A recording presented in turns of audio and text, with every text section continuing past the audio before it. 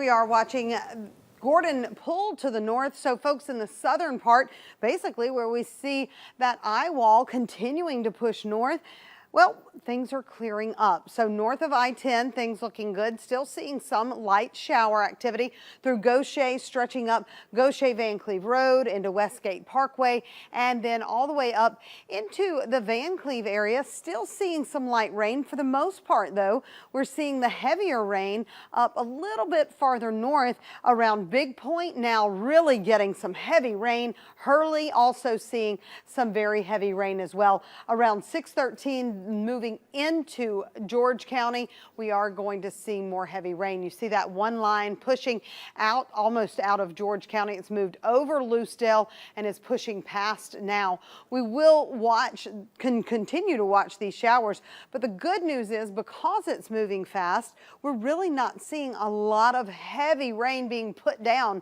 In fact, our radar estimated rainfall over the last 12 hours, and really with the system moving in, only about, well, 2 to maybe 3 inches in Pascagoula, and then over at Bayou La Battery seeing that 3.5 inches in the last 12 hours. So checking out what's going on with our rain futurecast, we will continue to watch this move north. Now this is a little bit behind, I think, because we're certainly already seeing this heavy rain up to the north.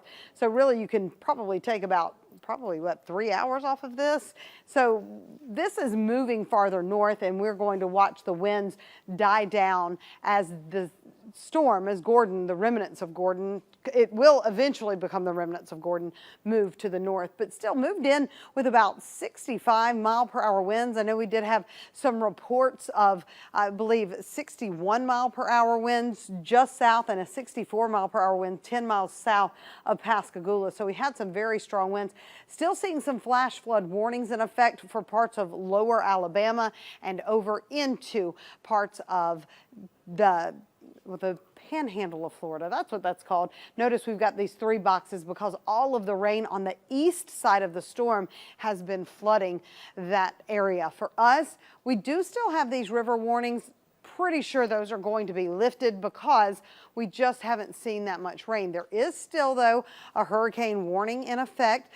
For our 3 coastal counties, I do anticipate those flash flood warning also over into, like I was just saying, into lower Alabama.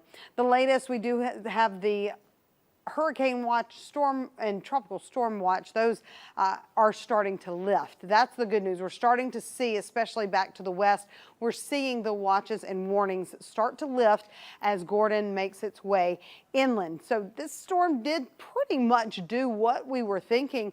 Lower in, though, on the rain, which is good news. We didn't have to deal with as much flooding, and the surge, well, that's still, we're going to have to see what comes from that, but still probably in that 1 to maybe 3 foot range, and that's going to be the higher totals right next to the water and over into Jackson County. Really the highest surge probably into parts of Alabama. Our winds about 40 to 65 miles an hour, that probably verifying over into Jackson County as well. Now, as far as our tides are concerned, we did have our low tide earlier this evening, so we're heading to our high tide. We're going to see that tidal range of about 2.3 feet. So we may see still some of those rivers rising, and we'll see high tide in the morning hours between about 6 o'clock and 7:30 in the morning. And so keep in mind, you could still see some of those rivers rising as Gordon continues to push up toward the north. A hurricane warning still in effect, and we are going to see those winds starting to die down, shifting to the southwest, and those will die down even more as we head deeper into the overnight hours because Gordon will be heading farther north. Gust in Waveland, 43 miles an hour. That from one of those squalls that moved through earlier today. Gulfport at Red Pest Solution, 27 miles per hour, 31 miles per hour in Loosedale, and 41 mile per hour wind gust in Pascagoula at Navigator Credit Union in downtown Pascagoula. So that is pretty much at the surface, but looking at Tropical Storm Gordon, this is as of 10:30.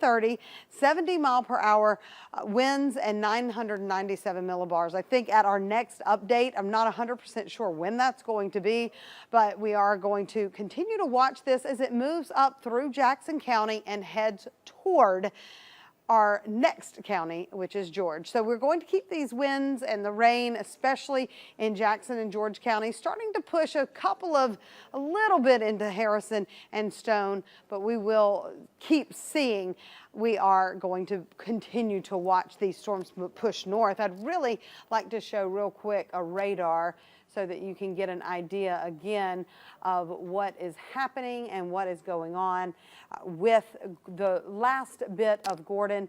You can see it continuing to move north. It is blowing up somewhat in those last few frames, the cloud cover at least, but as far as the rainfall, we really look like, we were watching it, it looks like the eye wall is somewhat starting to break down, but just in this last frame, we see in the northern part of Jackson County, really heavy rain around the northern part of the eye wall. You can see that bend, that is the eye of Gordon, but look at that rain over in Pensacola.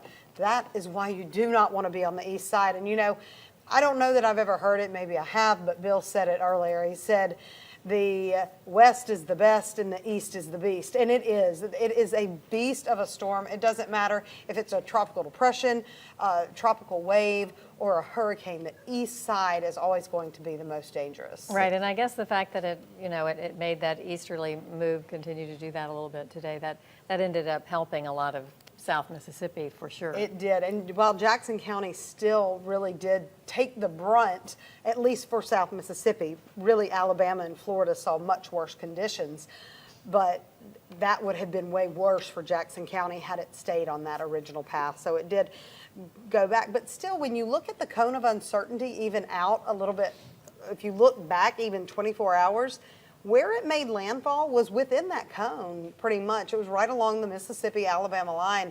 It wasn't right along the center, but that's why we tell people you cannot focus on the center of the cone. You have to look at the whole thing.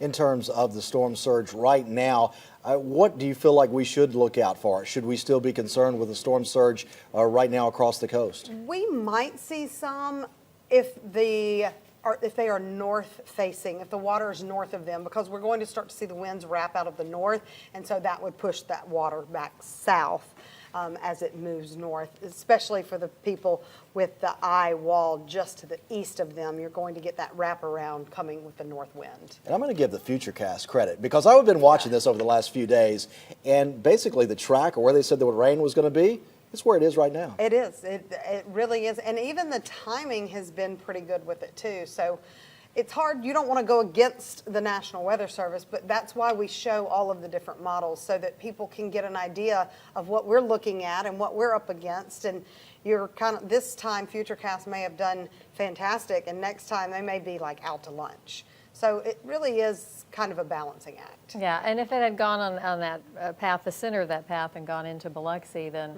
like you said, Jackson County would have been in even worse shape. Absolutely. And then, of course, it would have been Biloxi and right. also along the way. Now, I haven't even heard any heavy rain here at the station, which is a little bit surprising to me. I heard from there hasn't been any rain really, and I see a little bit starting to move into Harrison and Stone counties, but I was just talking to someone over at the CB base, and they were like, it's just, it's perfectly fine here. I mean, it looks like we might not get really any here at the station, even here in Biloxi. Might not see, if we see any, it's going to be very light. It's not going to compare what the folks in Jackson County and George County have seen and are still seeing. Yeah, and what was the highest winds we've seen in Pascagoula, Jackson County, you think?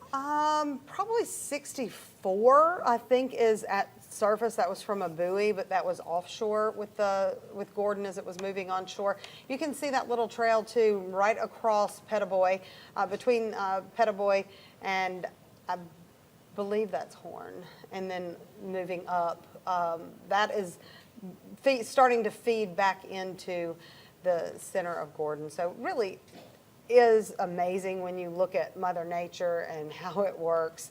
But we talk about the east side of the storm being the worst side. And while it may have made landfall in Jackson County, you've got flash flood warnings that are going to be continuing for for lower Alabama and then into Pensacola. So, and even the panhandle of Florida. And they've had tornado warnings, all of the stuff that you typically see in that northeast quadrant, that's what they've been seeing. On the eastern side, George County, not out of the woods yet tonight either. That's right.